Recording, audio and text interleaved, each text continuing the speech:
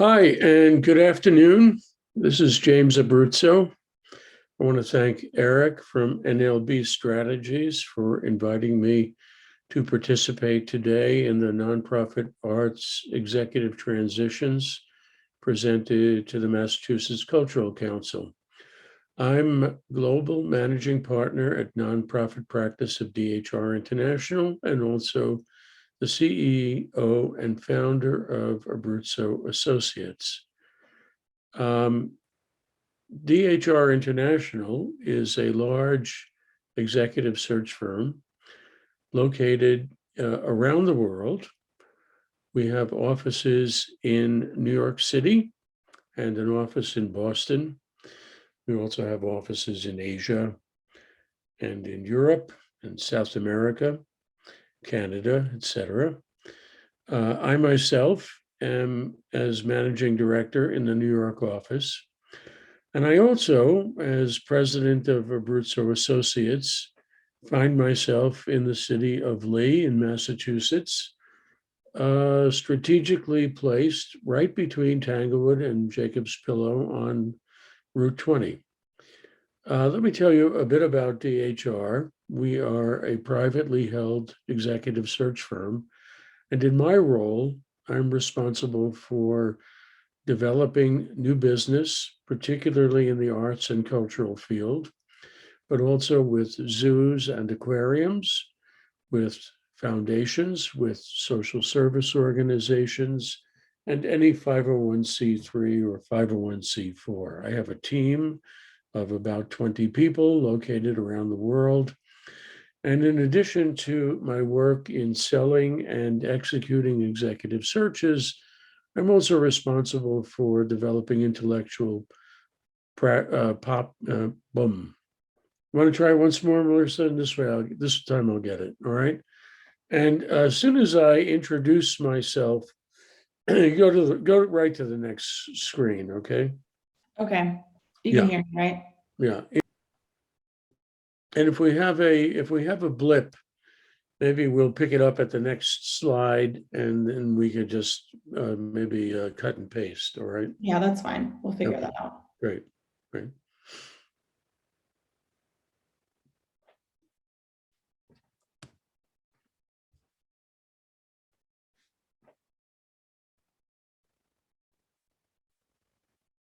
Okay, I don't see the screen. Here we go.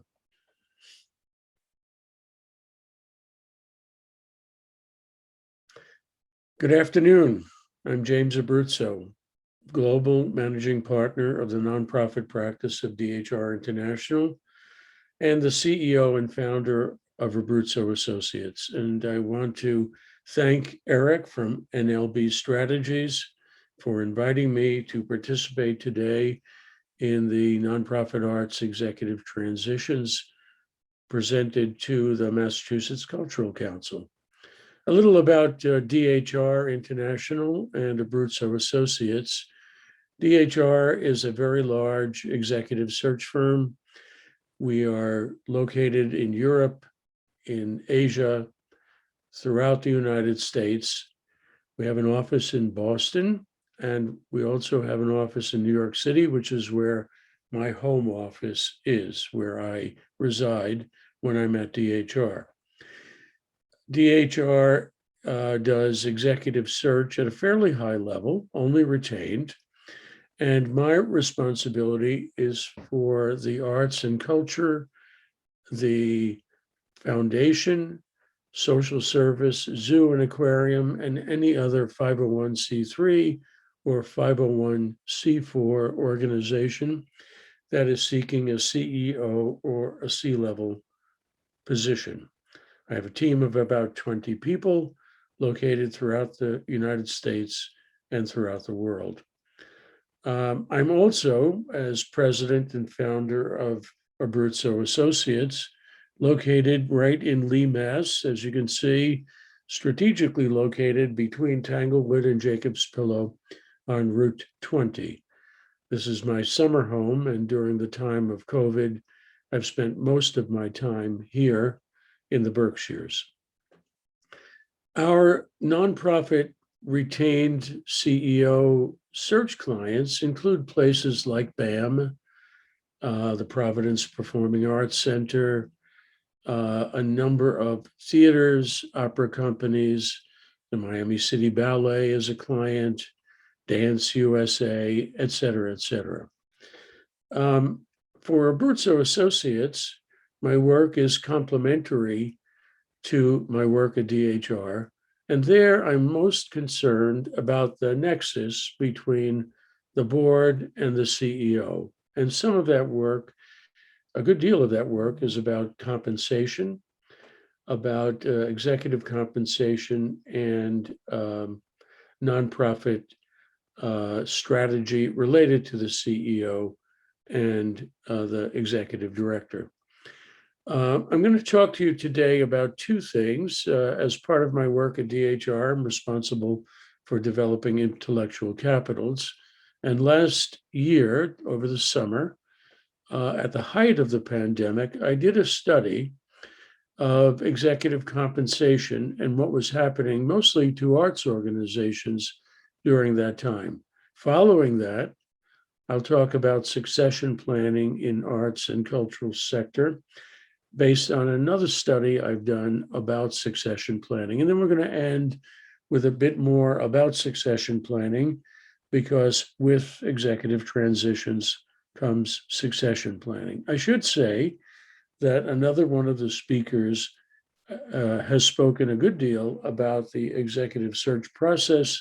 And so my talk will not be about that, but more about broader topics that may be of interest to you in the field. So let's look at executive compensation. Last summer, we did a study of performing arts centers around the country. 56 performing arts center CEOs were polled. And you can see that 85% experienced some reduction in salary during, beginning mostly in March and April of 2020. Of those CEOs, 60% experienced salary cuts of 20% or more. And finally, 4 of those that we polled experienced salary cuts of 50% or more. And many CEOs, particularly of performing arts centers and dance companies, opera, et cetera, receive bonuses as part of their compensation. And for them, all of their bonuses were suspended. And so what we found is significant cuts in the CEO's compensation. And those reporting to the CEO, like the CFO, head of development, head of marketing, took a 10% salary reduction on average and received no bonuses. I'm sure many of you have experienced that same kind of cut. In a sense, in a funny way, you employees were one of the major contributors to your organization, because by taking that cut, by taking that personal cut in your salary and compensation, in a sense, you were making a contribution to your organization.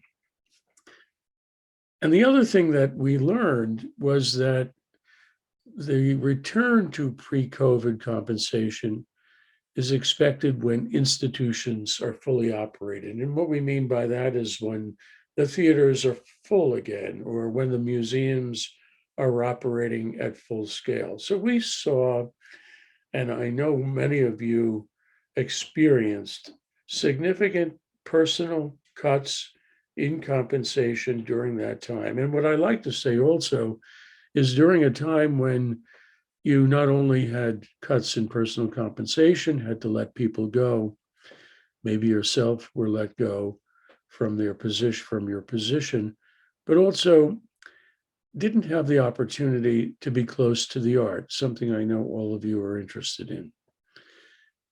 The other topic that I'd like to talk about is nonprofit succession planning.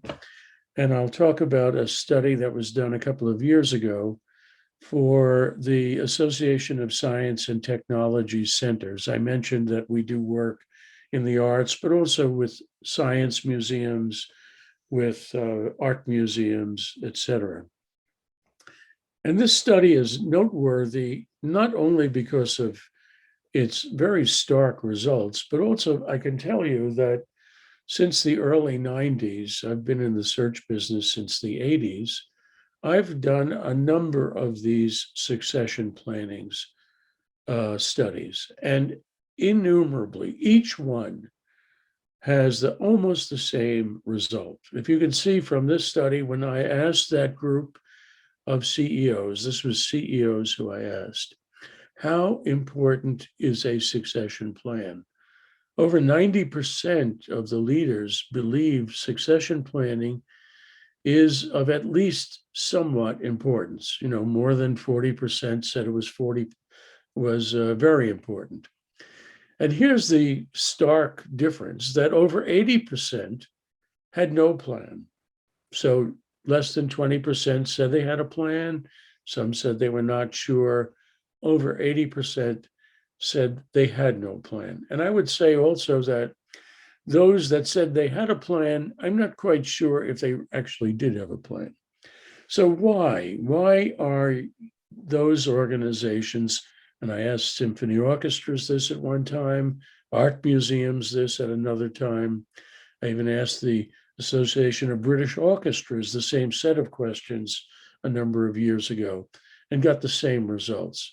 Well, at least in this last study, which I think is representative, the largest reason, the most popular reason was the board has not made it a priority. In other words, the CEOs with whom I polled, 60% or more said it wasn't a priority of the board. Yes, some said that the staff is too small to have someone qualified for the position. And I know some of you have that we can't afford to hire someone in that position to be a successor. A few people said they had a successor in mind, but have not told anyone, which I'm not quite sure means they have a succession plan. And then on the other side of that graph, you can see that the organization has other more important priorities right now. Now, that was done a few years ago.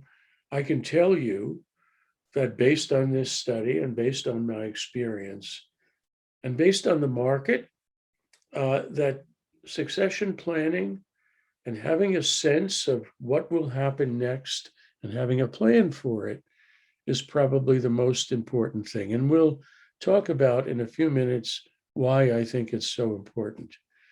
Here's a slide. I won't take too much time, lots of words on it, and I will be happy to send you not only this slide, but the other data from the other two studies, if you send me a note. But here are what we at DHR and what I at Abruzzo Associates in addition have put together for steps for creating a succession plan. And believe it or not, it really should start way back, and that the board and the CEO together should prepare for an orderly plan. And I must say that in addition to this, let's call it a orderly succession plan, one should always have an emergency succession plan.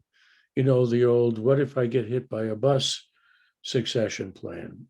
And I don't know what the answer to that is, but I suspect that most organizations, in fact, most of our clients, don't have an emergency plan either.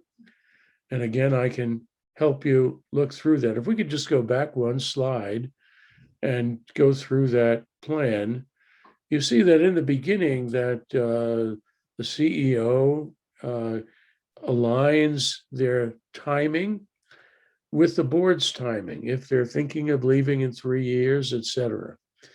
And then looking at what the ideal next candidate should be and identifying internal candidates if possible. And if you're going to be hiring someone else, to hire someone with the potential perhaps to be the successor. And then finally, if you can identify someone to recruit that successor. Once that plan is in place, and it could be done very confidentially, It's not a good idea for the rest of the staff to know. It's not a good idea for the entire board to know at that point. But I would say 15 months prior, one forms a confidential search committee. And if you're going to go to search, to confidentially retain an executive search firm. Frequently, we are asked to sign an NDA saying that we know that their search will happen, we are retained, but we keep it confidential. And also, I think it's very important to provide retention contracts to key senior leaders. If not a contract, go to those senior leaders and tell them, we are interested in you remaining with us so that there is some kind of continuity. 12 to 9 months before, you announce the CEO's transition, and then 3 to 6 months prior to the planned exit, you would announce the exit and the new person coming on board. So finally, a couple of words about 2021 and beyond. 2020 was, in my experience, in my almost 40 years in the arts, the worst time for the arts. It's not only that so many people took cuts and so many people had to leave their organizations. I also found, and I suspected, that many people in positions for a long period of time, those that could retire would retire. And I was surprised that they didn't. And my sense is that they had a commitment to their organizations and they had to see it through. I mean, this was a time of not only laying off people, not only not doing the work you was set out to do, but what I have found, particularly for arts leaders and people in the arts, is that they live to be among the audience. They live for the live performance. They get their psychic reward from that. And as you all know, you haven't had that for a while. So I say to my clients, I say to you, that this is a time for healing. It's a time for regrouping. It's a time for, hugging each other, so to speak. And it's a time for transition because now those leaders who have gotten us through this terrible time are now beginning to think about retiring. And my phone is ringing off the hook these days, like once a day. An organization is looking to hire a new director of development or bolster their marketing staff or find new curators or diversify their staff, looking for BIPOC leaders. So this is a time for transition. And I would say, as we all become vaccinated, as audiences start to come back, I just bought my subscription to the limited season at Tanglewood this past week. I would say now is a time for not only transition, but a time for optimism. So I leave you with those words. If you would like a copy of succession planning study that we've done, if you'd like to know more about our succession planning services, if you'd like to know more about the compensation study we did, we can send you that.